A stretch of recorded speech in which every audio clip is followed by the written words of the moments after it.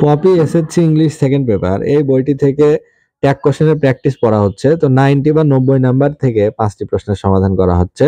এ নাম্বারে বলছে কনগ্রাচুলেশনস, অভিনন্দন, you have made an excellent result, তুমি দারুণ রেজাল্ট করেছো। তাহলে এটার ট্যাগ হবে হ্যাভেন্ট ইউ।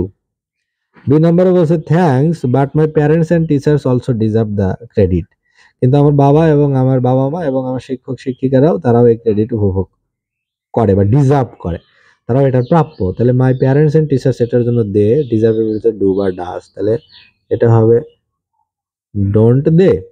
সি নাম্বার বলছে রাইট ইউ আর, তুমি সঠিক বলেছো, we ought to remain grateful to them, মানে আমাদের তাদের প্রতি গ্রেটফুল বা কৃতজ্ঞ থাকতে হবে। তাহলে ওয়াট এর নেগেটিভ ফর্ম হলো ওয়াটেন্ট, তাহলে ওয়াটেন্ট উই। ডি নাম্বারে বলছে সার্টেনলি, নিশ্চয়, ইউ টু স্টাডিড হার্ড, এটা মনে হয় হবে have to, you have to study hard বা এরকম হতে পারতো।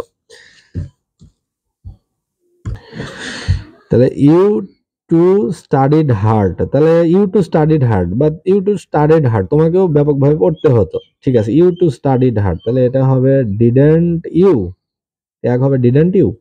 ই নাম্বারে বলছি yes only hard work bring success, শুধুমাত্র কঠোর পরিশ্রম সফলতা আনতে পারে, তাহলে হার্ড ওয়ার্কসের জন্য ইট, আর এখান থেকে ব্রিং এর ভিতরে আছে ডু বা ডাজ, তাহলে ডাজেন্ট ইট,